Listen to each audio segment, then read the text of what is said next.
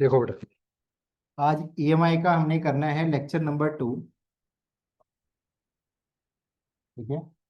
EMI lecture 2 के अंदर हम लोग क्या चीजों को ध्यान रखेंगे इस लेक्चर 2 के अंदर। ये सबसे इम्पोर्टेंट है। ये लेक्चर, आज वाला जो लेक्चर है, ये सबसे ज्यादा इम्पोर्टेंट बेटा ये वाला लेक्चर है, तो ध्यान से समझेंगे। जो बात नहीं क्लियर होगी अपनी चीजों को पूछेंगे। अगर मैं आपसे बोल रहा हूँ इलेक्ट्रोमैग्नेटिक इंडक्शन में हमने अभी तक क्या पढ़ा था। फर्स्ट लेक्चर में हम लोगों ने सबसे पहले पढ़ा इसका डेफिनेशन, यानी डिफाइन क्या होता था ईएमआई का। डिफाइन क्या कहता था? जनरेटिंग ऑफ ईएमएफ या generating of current by using their magnetic field in a circuit. ठीक है। उसके बाद दूसरा इंपॉर्टेंट आप हमने पढ़ा मैग्नेटिक फ्लक्स के बारे में। ठीक है बेटा। तीसरा टॉपिक हमने क्या पढ़ा? उसके टाइप्स पढ़े। उसके बाद फोर्थ टॉपिक के अंदर हमने क्या पढ़ा बेटा? फैराडेज के लॉस पढ़े। और ये फिफ्थ टॉपिक हमने पढ़ा लेंजेस लॉ।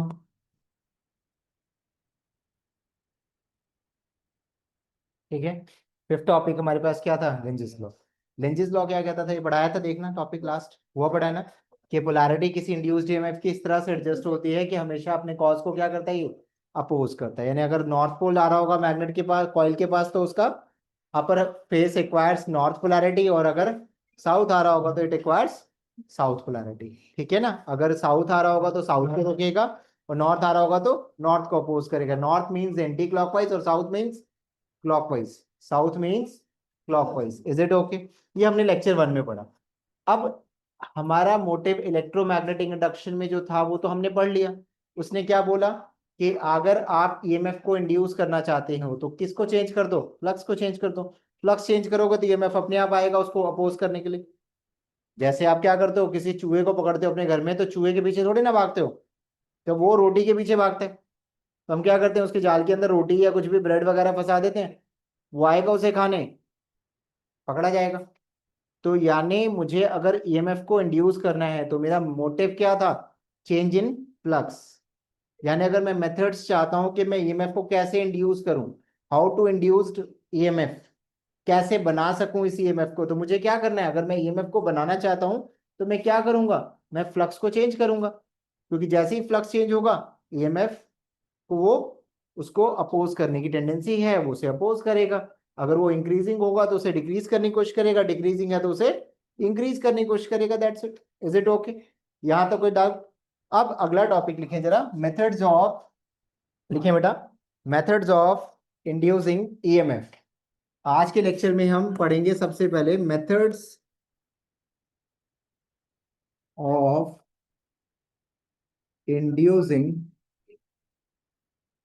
ईएमएफ, यानी हम ईएमएफ को कैसे इंड्यूस कर सकते हैं। क्या मेथड है मेरा?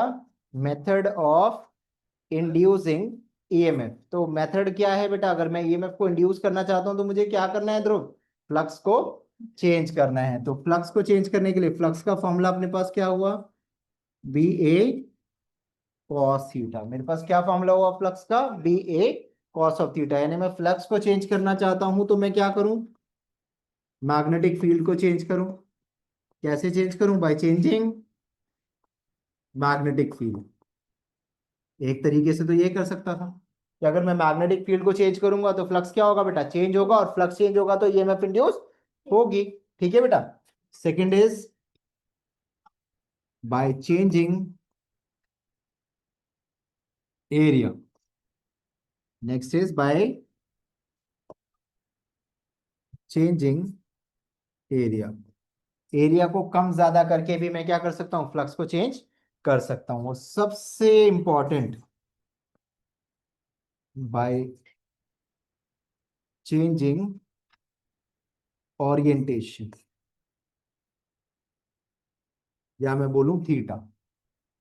थीटा को चेंज करके भी मैं फ्लक्स को चेंज कर सकता हूं। ठीक है। अब इसमें से ये वाला जो टॉपिक है ये प्योरली थियोरेटिकल है कि मैग्नेटिक फील्ड को कैसे चेंज किया जाए, by moving the magnet towards the coil, और by moving the magnet away from the coil. Magnet को पास लेके आएंगे तो मैग्नेटिक फील्ड बढ़ेगी, तो फ्लक्स क्या होगा बेटा? इंक्रीजिंग होगा। और मैग्नेट को दूर लेके जाएंगे तो मैग्नेटिक फील्ड डिक्रीज करेगी और फ्लक्स क्या कर जाएगा बच्चे, डिक्रीज कर जाएगा। दोनों ही केसेस में फ्लक्स विल चेंज, और फ्लक्स चेंज होगा तो ईएमएफ इंड्यूस होगी, और अगर सर्किट कंप्लीट होगा तो करंट भी इंड्यूस होगा, आइदर क्लॉकवाइज डायरेक्शन में आइदर एंटी क्लॉकवाइज डायरेक्शन में। Is it okay? दूसरा पार्ट क्या कहता है, एरिया को चेंज करना है। एरिया को कैसे चेंज करें, सेकंड मेथड क्या आया कि हम एरिया को कैसे चेंज कर सकते हैं ये बताना है। और तीसरा अपने पास ओरिएंटेशन की बात करता है। जरा फटाफट से राइट डाउन करें। कर लिया राइट डाउन? चलो अगली स्लाइड पे। तो एरिया को चेंज करने के लिए सेकंड वाला, फर्स्ट तो क्लियर है बेटा, वो तो थियोरेटिकल है। सेकंड वाले में मैंने एरिया को चेंज करना है, तो सबसे पहले यहां डायरेक्शन के लिए एक चीज याद रखेंगे। मैंने क्या किया, ये कौन सी मैग्नेटिक फील्ड है, इनवर्ड है और यूनिफॉर्म है। ठीक है बेटा। अब मैंने क्या किया, यहाँ पे एक रेक्टेंगुलर कंडक्टर लिया और उसके एक अंदर एक पिस्टन लगा दिया। इसकी लेंथ मैंने क्या ली बेटा, एल, और ब्रेथ क्या लिया, एक्स। ये पिस्टन कैसा है बेटा, मूव करता है, इनवर्ड आउटवर्ड मूव कर सकता है। ठीक है। और एक क्या लगा दिया इसमें मैंने, गैल्वेनोमीटर, जो मेरे को क्या बताएगा, डिटेक्शन डिफ्लेक्शन बताएगा कि करंट एक्चुअल में, करंट की डिटेक्शन कौन बताएगा, ये गैल्वेनोमीटर बताएगा। इवन छोटा सा करंट भी होगा तो वो मुझे बता देगा। ठीक है। तो अब यहाँ पे करने का तरीका क्या होता है, फ्लेमिंग्स लेफ्ट हैंड रूल पढ़ा था आपने, ऐसे स्ट्रेच करते थे। ये क्या बताता था, current, magnetic field, force. Is it okay? इसमें हम फ्लेमिंग्स का राइट हैंड रूल यूज करते हैं। क्या करते हैं, फ्लेमिंग्स राइट हैंड रूल। ये क्या बताता है, करंट, बट करंट कौन सा, इंड्यूस करंट। ये मैग्नेटिक फील्ड, बट ये फोर्स नहीं बताता, ये मोशन ऑफ द कंडक्टर बताता है। ये क्या है, मोशन ऑफ द कंडक्टर। तो कहीं भी आप लिख लेंगे फ्लेमिंग्स राइट हैंड रूल को। थंब क्या करेगा, motion of the conductor, magnetic field, induced current. ठीक है। तो अब यहाँ पे मान लीजिए मैंने ये माना कि ये कहाँ जा रहा है, पिस्टन इनवर्ड मूव कर रहा है, तो मोशन कैसा हुआ, इस तरफ, मैग्नेटिक फील्ड इनवर्ड, ये होगा बेटा। करंट कहाँ जा रहा है, डाउनवर्ड डायरेक्शन। डाउनवर्ड डायरेक्शन मतलब कैसे जा रहा होगा, कुछ ऐसे, तो ये डिफ्लेक्शन कैसे दिखाएगा, ऐसे। ठीक है बेटा। और अगर ये बाहर होता तो, अगर ये बाहर जा रहा होता तो मैं क्या करता, मोशन ऑफ द कंडक्टर ऐसे, और मैग्नेटिक फील्ड इनवर्ट, तो थंब का फिंगर कहाँ जा रही होती है, ऊपर। तो करंट कैसे जा रहा होता, इस डायरेक्शन। मैंने कैसे जा रहा होता, एंटी क्लॉकवाइज, या क्या हो सकता है, क्लॉकवाइज। इज इट ओके बेटा? अब मुझे ये पता है कि यहाँ पे ये जो मैग्नेटिक फील्ड है और वेलोसिटी वेक्टर, ये आपस में क्या है, म्यूचुअली परपेंडिकुलर। परपेंडिकुलर है तो मेरा अल्फा कितना है, 90। तो मुझे तो थीटा चाहिए, तो वो कितना हो जाएगा, 0। यानी मेरा प्रोड्यूस होने वाला फ्लक्स कितना हो जाएगा यहाँ पे बेटा, फ्लक्स इज बी ए। और ए क्या है बेटा, यहाँ लेंथ इनटू ब्रेथ। एरिया क्या है, length into breadth. Is it okay? अब ईएमएफ, फ्लक्स चेंज हो रहा है, जब ये अंदर जाएगा तो ये एल तो सेम रहेगा, बट एक्स चेंज होगा, जिसके कारण एरिया क्या होगा, चेंज होगा। एरिया चेंज होगा तो ईएमएफ इंड्यूस होगी, और ईएमएफ इंड्यूस होगी तो मैं कौन सा फॉर्मूला लगा सकता हूँ, सेकेंड लॉ का जो मैग्नीट्यूड का फॉर्मूला था, minus of d phi by D t, कर सकता हूँ बेटा। ठीक है, E is equal to minus d phi by D t. यहाँ माइनस साइन क्या है, बता रहा है कि ईएमएफ इस फ्लक्स के चेंज को अपोज कर रहा है। यहाँ पे देखिए ये चेंज कौन कर रहा है, ये minus D by D T as it is. Flux की जगह क्या लिखा बेटा मैंने, डी एल एक्स। बी और एल कांस्टेंट है, इसे क्या लिख दूं, minus D X by D T. और minus D X by D T मेरा क्या बन जाएगा, velocity. And is equal to क्या आ गया, that is V L B. और इस ईएमएफ को मैं क्या नाम देता हूँ, मोशनल ईएमएफ। क्या बोलता हूँ बेटा इसे, मोशनल ईएमएफ। इस तरह से क्या होगा, dx by dt, minus sign क्या शो कर रहा है कि ईएमएफ क्या करेगा, इसे अपोज करेगा। अगर ये इंक्रीज हो रहा है तो इसे डिक्रीज करने की कोशिश करेगा, और डिक्रीज हो रहा है तो इसे इंक्रीज करने की कोशिश करेगा। इस तरह से मेरा एरिया क्या होगा, चेंज होता रहेगा, और फ्लक्स चेंज होता रहेगा। और फ्लक्स चेंज होगा तो मेरा ईएमएफ इंड्यूस होता रहेगा, और सर्किट कंप्लीट है तो मेरा करंट भी इंड्यूस हो जाएगा। और करंट की वैल्यू क्या आ जाएगी यहाँ से, I is equal to E by R. ठीक है बेटा, रेजिस्टेंस पता होगा तो मैं करंट भी क्या कर सकता हूँ, कैलकुलेट कर सकता हूँ। ये क्या हुआ मेरा second method, by changing area. फटाफट से राइट डाउन करें बेटा, बाय चेंजिंग एरिया।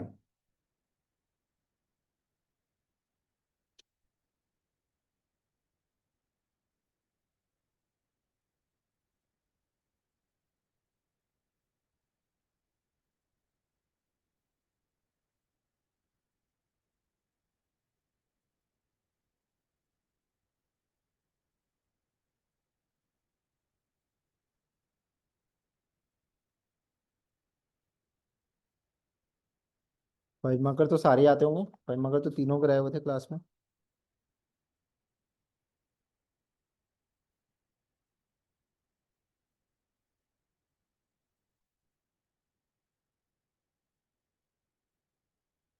ये ना 100 रुपया को दे दियो, फोटो कॉपी करोगे, ठीक है, फिर मैं उसको बाहर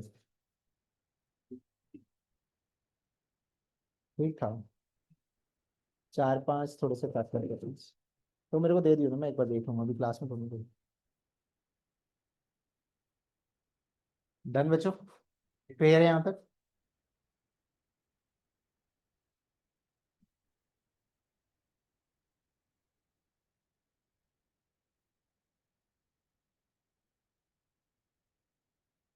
ये जितना पोर्शन आज आपको बताया नहीं, सारा का सारा कवर कर लेंगे आप लोग, ठीक है। सारा का सारा अच्छे से कवर कर लेंगे। फिर इसके ऊपर जैसे मैं मैग्नेटिक के ऊपर आपको 20 क्वेश्चंस का एक असाइनमेंट मिला था, वैसे इसके ऊपर भी आपको एक छोटा सा असाइनमेंट मिलेगा, उस चीज को कवर करना है।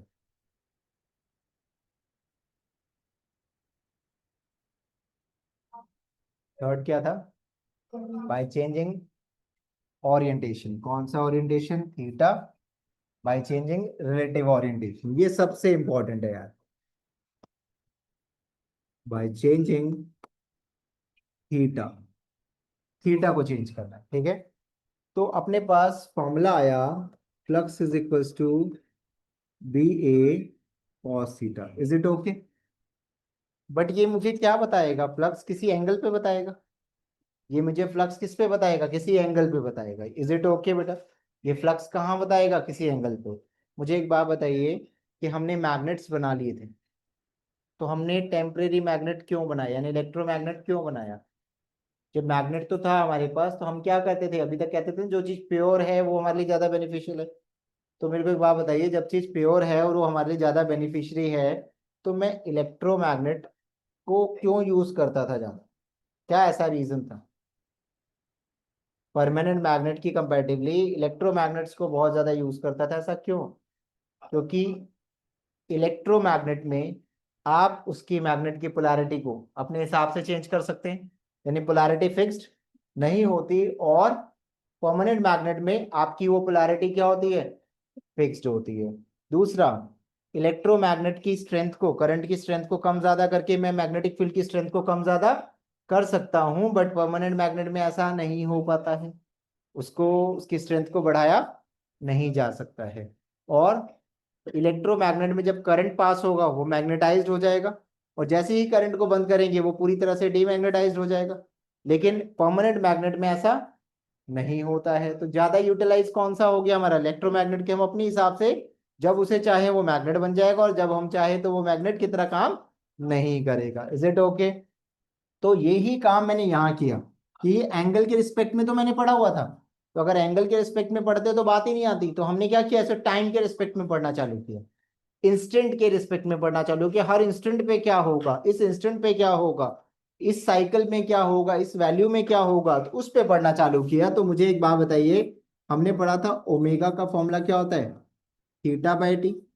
और थीटा क्या हो जाएगा बच्चे? Omega T. Is it okay? तो यहां से फ्लक्स का नया फॉर्मूला क्या आया? That is B A cos omega t. क्या फॉर्मूला आ गया? B A cos omega t. यानी फ्लक्स का एक फॉर्मूला तो ये था, एक फॉर्मूला क्या आ गया मेरे पास? ये एक किसके रिस्पेक्ट में आया? एंगल के रिस्पेक्ट में। और ये किसके रिस्पेक्ट में आया? टाइम के रिस्पेक्ट में, ठीक है। अब यहां से एक नोट डाल के आप चीज याद रखेंगे, यानी यहां से थीटा की वैल्यू अपने पास क्या है बेटा? Omega T. और ओमेगा को मैं क्या लिख सकता हूँ? 2 पाई बाई टी। टी,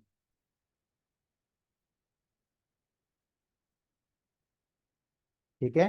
ये क्या फॉर्मूला आ गया थीटा का? 2 pi by T into T. Capital T is time period, capital T omega. Omega क्या होती है? Angular frequency. अगर आपको पता हो ध्रुव, ओमेगा इज 2 पाई न्यू। और 1 बाय फ्रीक्वेंसी को क्या लिख सकता हूँ? 1 बाय टाइम पीरियड। इस ओमेगा की जगह पे मैं क्या लिख सकता हूँ बेटा? 2 पाई बाई टी लिख सकता हूँ। That capital T is time period, capital T is time period, and small T is instantaneous time की। किस इंस्टेंट पे हम बात कर रहे हैं?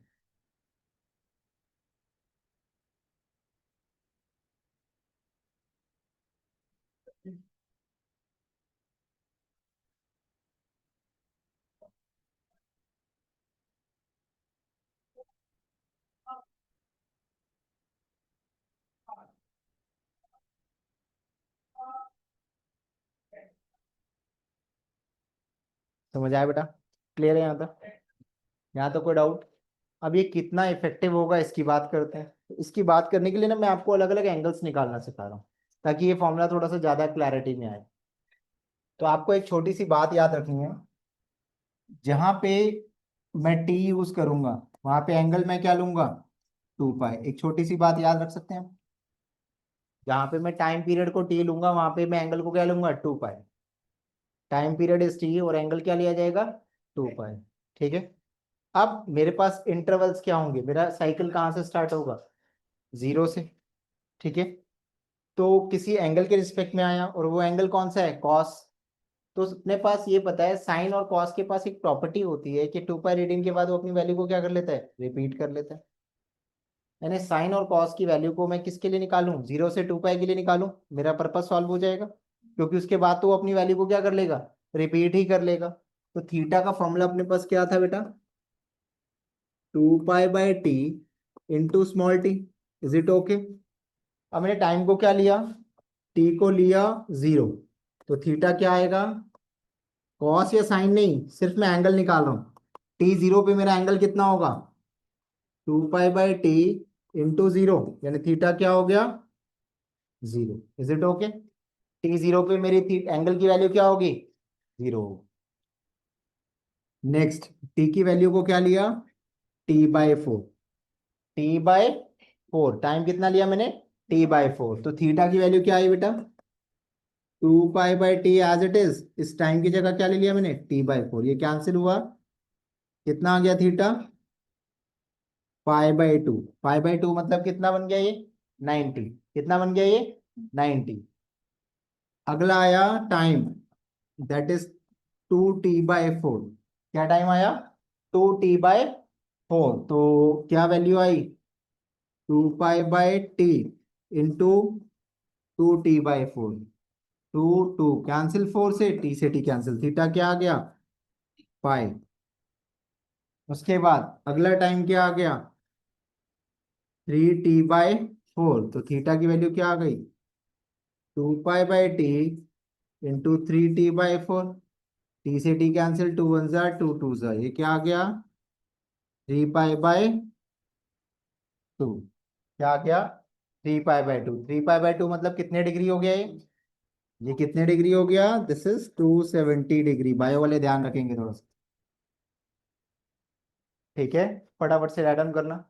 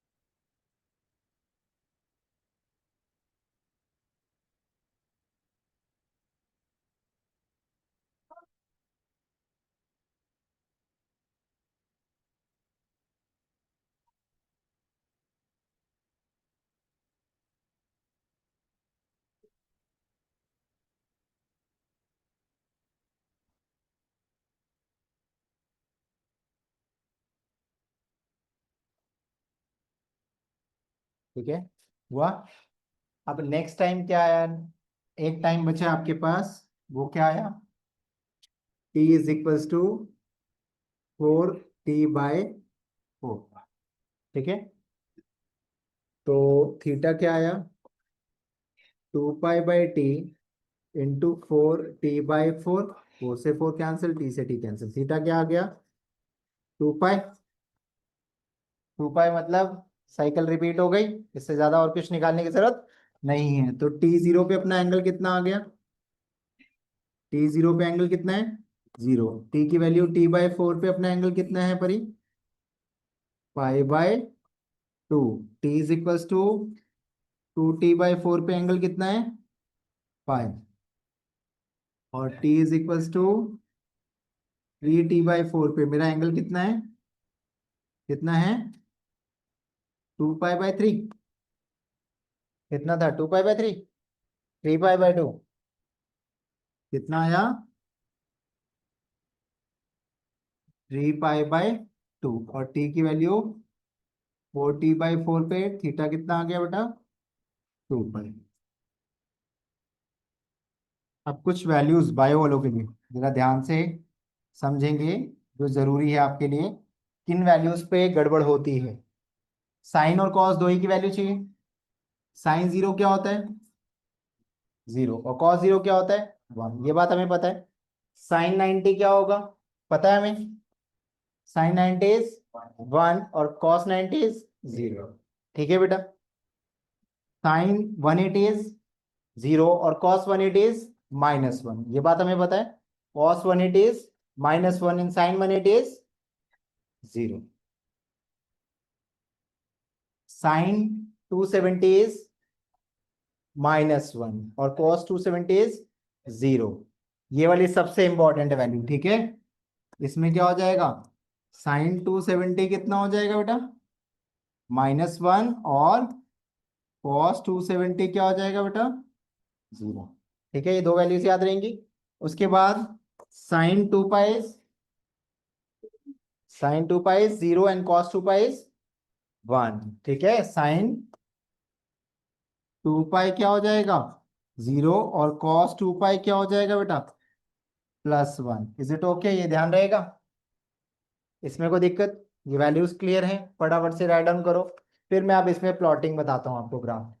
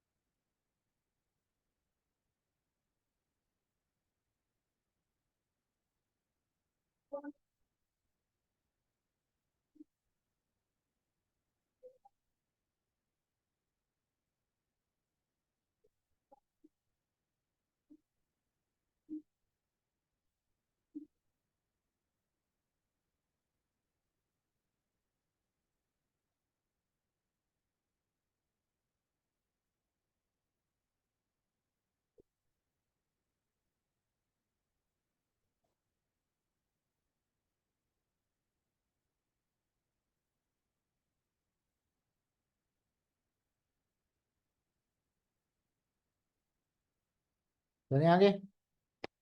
अब ग्राफ की बात करते हैं। ग्राफ किसका हो सकता है, ई वर्सेस टाइम का, करंट वर्सेस टाइम का, और फ्लक्स वर्सेस टाइम का। तीन बात बोलेगा आपसे।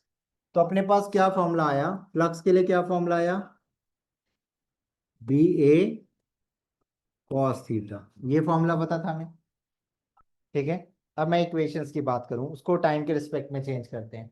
फ्लक्स इज इक्वल टू क्या था, BA cos ऑफ थीटा। यहाँ पर हम ओरिएंटेशन की बात कर रहे हैं कि ओरिएंटेशन चेंज करने से क्या होगा। फ्लक्स का फॉर्मूला आएगा, EMF का फॉर्मूला आएगा, और करंट का फॉर्मूला आएगा। तीन चीजें आनी चाहिए, तभी तो मेरे लिए EMI का काम करेगा वो फॉर्मूला। तो फ्लक्स इज इक्वल टू क्या हुआ, BA cos थीटा। तो फ्लक्स को क्या लिखे हम यहाँ पे, that is BA cos omega T. Is it okay. E is equals to -n d phi/dt, -n as it is, d/dt as it is। इसकी वैल्यू क्या प्लेस की हमने, BA cos ओमेगा टी। अब बेटा minus as it is, BA as it is, cos theta का differentiation is minus sine theta, और theta का फिर से डिफरेंशिएशन तो ओमेगा। तो ये माइनस माइनस प्लस हो गया, क्या बन गया बेटा, ये क्या आया, it should be NBA omega ये क्या आया बेटा, N B omega sine omega T. ये किसका फॉर्मूला आया मेरे पास, ईएमएफ का। क्या फॉर्मूला आया, ईएमएफ का। इसमें से अब अपने को पता है नंबर ऑफ टर्न्स कांस्टेंट है, मैग्नेटिक फील्ड यूनिफॉर्म है, एरिया फिक्स्ड है, ओमेगा एंगुलर रोटेशन का एंगुलर वेलोसिटी क्या है 2 पाई/टी, वो फिक्स्ड है। यानी चेंज, अगर मैं इसको मैक्सिमम करना चाहता हूँ, ये चेंज करना चाहता हूँ, तो साइन की वैल्यू चेंज करूँ। तो अब साइन, इसकी मैक्सिमम वैल्यू कितनी हो सकती है, मिनिमम तो जीरो हो सकती है, मिनिमम तो जीरो हो सकती है अभी के लिए। अगर मैं मानूं T0 पे एंगल क्या हो जाएगा जीरो, और साइन जीरो क्या हो जाएगा जीरो। मैक्सिमम कहाँ हो सकती है 90 पे। तो E will be maximum when E is equals to क्या हो जाएगा E नॉट, और इसकी वैल्यू क्या हो जाएगी एन बी ए ओमेगा, और साइन की वैल्यू क्या होगी मैक्सिमम के लिए 1। तो यहां से E नॉट की वैल्यू क्या आई, that is N B A omega, और ये क्या है मेरे पास, this is my maximum EMF induced. कभी भी मैक्सिमम ईएमएफ बोलेगा ना, ये क्या है आपके पास, maximum EMF induced, that's it, maximum EMF induced. तो यहां से अब इसके अंदर क्या करें, एनबीए की जगह पे क्या लिख दें, E naught, E is equal to क्या आ गया, E naught sine omega T. ये इक्वेशन बनी ईएमएफ की, कौन सी, इंस्टेंटेनियस ईएमएफ। ठीक है। अब करंट के लिए क्या फॉर्मूला होगा, I is equal to E by R. E की वैल्यू क्या पुट की, E naught sine omega T by R, और ई नॉट बाई आर मेरे लिए क्या बन जाएगा, that is I naught sine omega T. ये क्या बन गया, इंस्टेंटेनियस करंट का इक्वेशन। यहीं से तो मुझे एसी और डीसी पढ़ने का आइडिया आया कि इंस्टेंट पे मतलब टाइम पे, हर टाइम पे उसकी पोलैरिटी क्या हो रही है, चेंज हो रही है।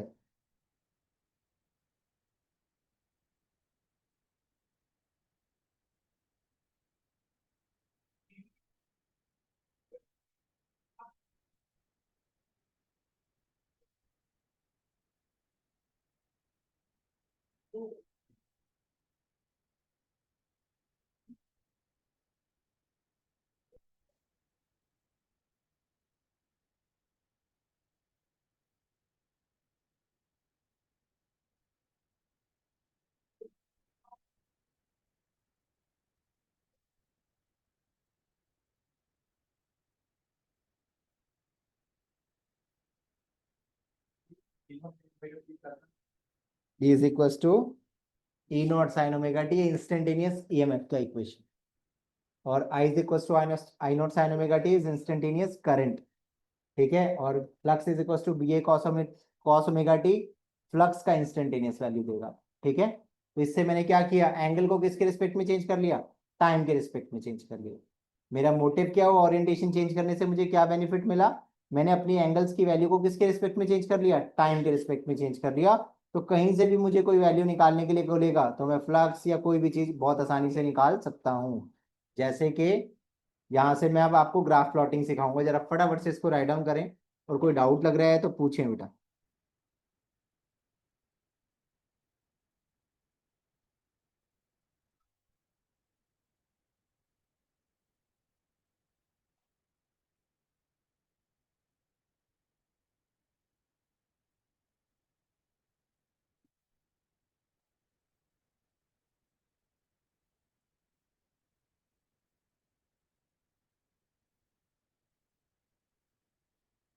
डन।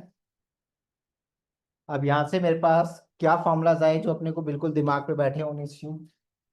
फ्लक्स क्या आ गया टाइम के रिस्पेक्ट में, B A cos omega T. ठीक है। EMF E naught sine omega T, I is equals to I naught sine omega. ठीक है। I is equals to I naught sine omega T, is equals to E naught sine omega T, और flux is equals to B A cos omega T. ठीक है। अब मैं आपसे बोलूं इनकी वैल्यूज निकालने के लिए, क्या हम निकाल सकते हैं, जीरो पे, T/4 पे, जीरो पे, T/4 पे, 2T/4 पे, 3t/4 पे और 4t/4 पे। तो एंगल पता है हमें, 0 पे एंगल क्या होगा, यानी अगर मैं ईएमएफ की वैल्यू बना दूं, पहले मैं ईएमएफ वर्सेस टाइम का ग्राफ बनाऊंगा। देखें, EMF versus time, instantaneous time. पहले t0 पे वैल्यू क्या होगी इसकी, t0 पे एंगल क्या है, t0 पे एंगल क्या था, 0, और साइन 0 क्या होता है, साइन 0 0। तो ग्राफ कहां से स्टार्ट होगा, ये बात क्लियर, t0 पे 0, दूसरा टाइम क्या होगा t/4, तीसरा टाइम क्या होगा 2t/4, उसके बाद 3t/4, उसके बाद 4t/4। इज इट ओके, ठीक है। t0 पे मेरा ईएमएफ कितना हुआ, 0। क्यों हुआ 0 बेटा, क्योंकि मेरा साइन 0 क्या होगा, 0। अब t/4 पे एंगल कितना, t/4 पे एंगल चेक करो, मैंने लिखवाया है t/4 पे मेरा एंगल कितना, साइन या कॉस नहीं, t/4 पे एंगल कितना, π/2 90, साइन 90 क्या हो जाएगा 1, और 1 into E not is E not, यानी t/4 पे उसकी वैल्यू क्या हुई मैक्सिमम, और इसे क्या लिख दें E not. Is it okay. तीसरा पॉइंट, तीसरा एंगल क्या था 2t/4 पे पाई, साइन 180 इज 0, तो 0 इंटू ई नॉट इज 0, तो ये क्या आया यहां पे आ गया। उसके बाद कितना एंगल 270, किस टाइम पे 3t/4 पे, उस पे वैल्यू क्या थी -1, तो -1 इंटू ई नॉट इज -1, तो ये क्या आ जाएगा यहाँ पे, और ये क्या आ गया बेटा -E0। उसके बाद अगला 4t/4 पे एंगल कितना आया 2π, और 2π मतलब 360, और साइन 360 कितना होता था 0, तो ये मैंने पॉइंट कहाँ बना दिया यहाँ। ठीक है बेटा, अब इन सारे पॉइंट्स को आप मिला दो, ये किसका ग्राफ बन गया, साइन का, ठीक है। इसकी वैल्यू कितनी बार मैक्सिमम हो रही है, 2 बार, एक बार पॉजिटिव डायरेक्शन में और एक बार नेगेटिव डायरेक्शन, और ये किसका ग्राफ बन गया साइन का। तो ऐसे ही करंट का हो तो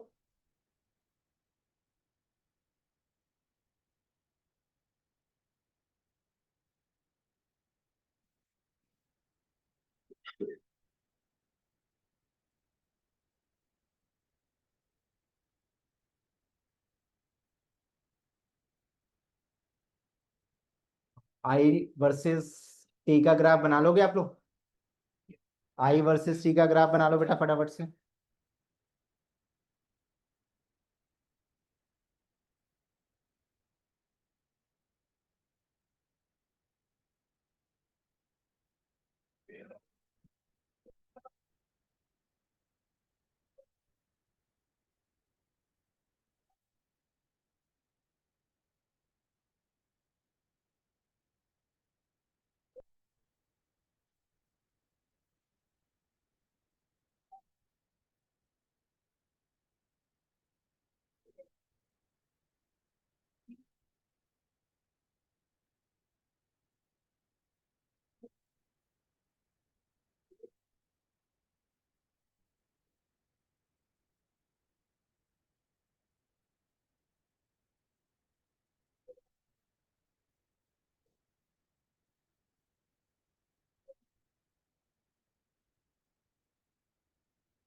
आई वर्सेस टाइम का ग्राफ बन जाएगा बेटा ब्रो।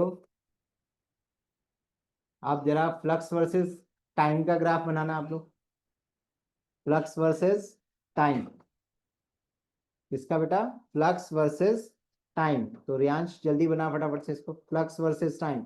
पहले क्या लेगा t0 पे, t0 पे एंगल कितना 0, और cos 0 क्या हो जाएगा 1, तो 1 होने का मतलब बी ए, मतलब मैक्सिमम स्टार्ट होगा t/4 पे एंगल कितना 90, 90 मतलब cos 90 इज 0, 2t/4 पे 180 क्या जाएगा -1, 3t/4 पे 0, और 2π पे +1 यानी +b है, वापिस आ गया।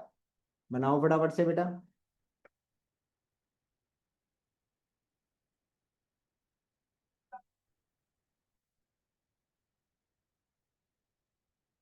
इसमें ना प्लॉटिंग ग्राफ की आती है आपके पास ना क्वेश्चन घुमा के, इसलिए तुम्हें हर वैल्यू पे तुम्हें खुद से बनाना सिखा रहा हूँ ताकि आप लोगों को दिक्कत ना हो। वरना रट्टा मारते और मैं बोल देता एक का साइन का ग्राफ बनेगा एक का कॉस का बनेगा, तो वो देखने में बहुत इजी लगता, बट लेकिन जब आप क्वेश्चन फ्रेमिंग करते तो आप थोड़ा कंफ्यूज होते हो उसमें। ठीक है, यहाँ पे T0, फिर क्या आया T/4, फिर क्या आया 2T/4, फिर कितना आया 3T/4, और फिर कितना आया 4T/4। ठीक है, अब वैल्यूज प्लेस करते हैं। T0, T0 मतलब एंगल जीरो, कॉस जीरो क्या हो जाएगा 1, और 1 इंटू यानी ये क्या बन जाएगा BA। उसके बाद T/4 पे angle is 90 and cos 90 is 0 and point is there. ठीक है, उसके बाद पाई पे क्या वैल्यू हो जाएगी -1 एंड दिस इज -BA। 270 पे 0 और 360 पे अगेन BA। ठीक है, अब अगेन क्या किया मैंने, इसको सारे पॉइंट्स को मिला दिया।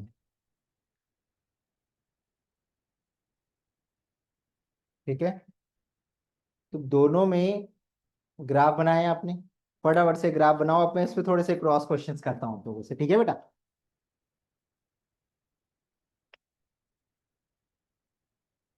एक हमारा फ्लक्स वर्सेस टाइम का ग्राफ हो गया, एक हमारा EMF वर्सेस टाइम का ग्राफ हो गया, और एक करंट वर्सेस टाइम। EMI में यही तीन प्रोसेस चलेंगे। तीनों के ग्राफ प्लॉटिंग क्या है हमने निकाल ली खुद से, ताकि हमें खुद से कोई कंफ्यूजन ना हो। अब इसी में न्यूमेरिकल कर देगा और बोलेगा T/6 पे बताओ।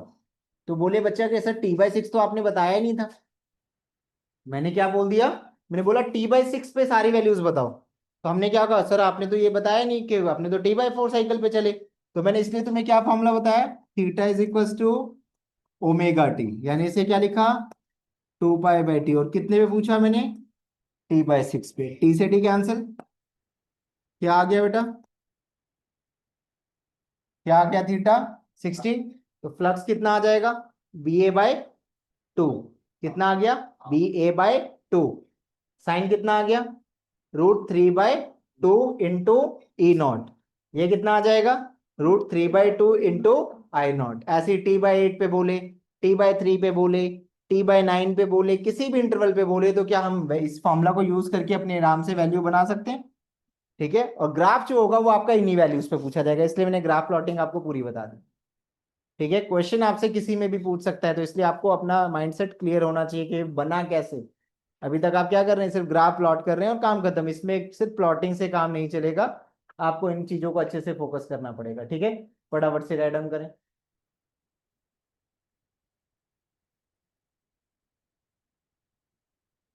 फिर मैं उसके बाद फिर आपसे बात करता हूँ इस डायग्राम के अंदर। हम थोड़े से और क्रॉस क्वेश्चंस करते हैं कि और क्या चीजें हमारे पास यहाँ बन सकती हैं। यही आपका जो ओरिएंटेशन है, यही आपकी थ्योरी बन जाती है किसके लिए, AC जनरेटर के लिए।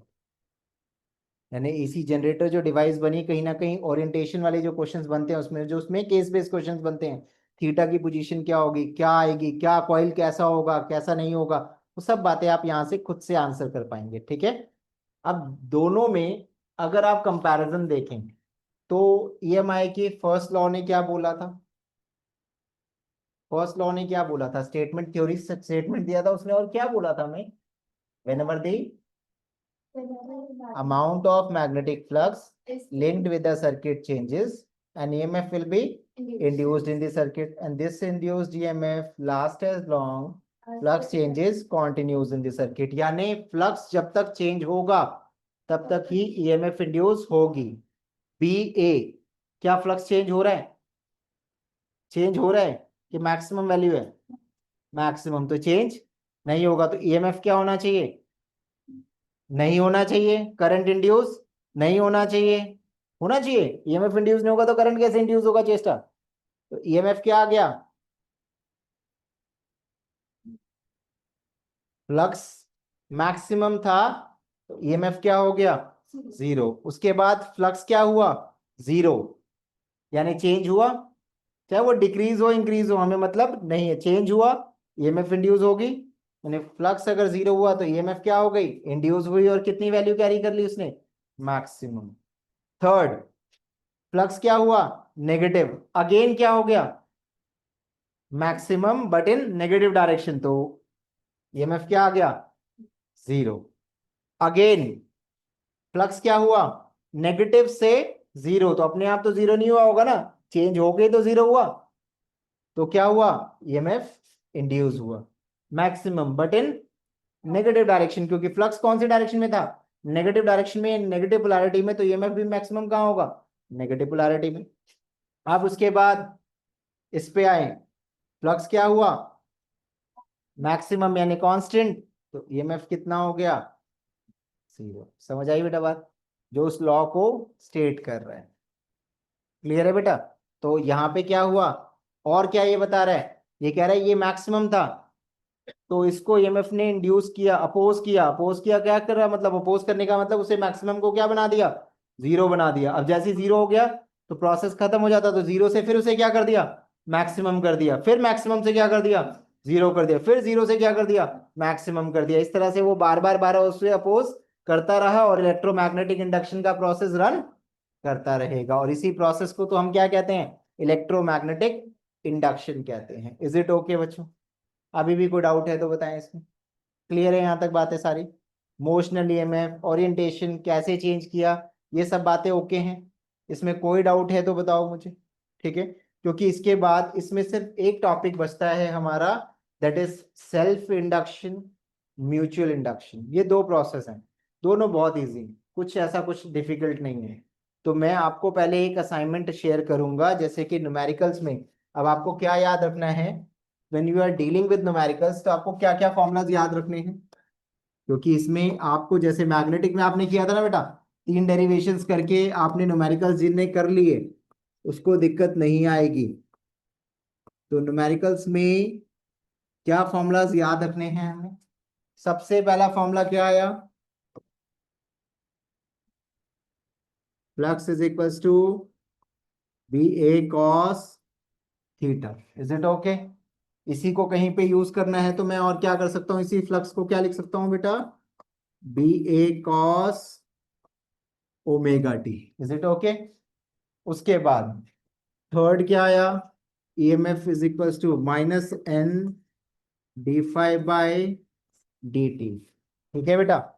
इसके बाद इसी से एक फॉर्मूला और आया, is equals to V L B, जिसे क्या बोलते हैं, मोशनल ईएमएफ। ठीक है। एक फॉर्मूला हमने थीटा का पढ़ा, that is omega T, and this is 2 pi by T into T. Is it okay बेटा, क्लियर है यहाँ तक बात। उसके बाद एक फॉर्मूला हमारे पास आया ई का, and that is E naught sine omega T, and I is equals to I naught sine omega T. ठीक है बेटा, I is equals to I naught sine omega T. ये मेरे पास कुछ फॉर्मूलाज थे जो मुझे न्यूमेरिकल्स में करने थे। और सबसे इंपॉर्टेंट बात, थीटा प्लस अल्फा कितना, 90। ये मेरा area vector, and this is my magnetic field, this is alpha and this is theta. ठीक है, इस बात को बहुत ध्यान से याद रखना है when we are dealing the numericals. ये मेरे कुछ लिस्ट ऑफ इंपॉर्टेंट फॉर्मूलाज हैं जो बिल्कुल टिप्स में होने चाहिए मुझे।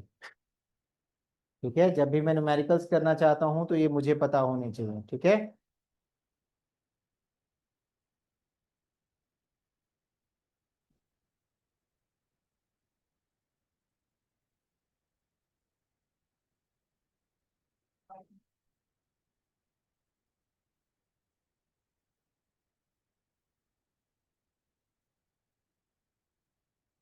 वो ग्राफ क्लियर है बेटा यहाँ से। क्या मैं ई वर्सेस टी का ग्राफ अपने आप से बना सकता हूँ, आपको कोई दिक्कत नहीं होगी।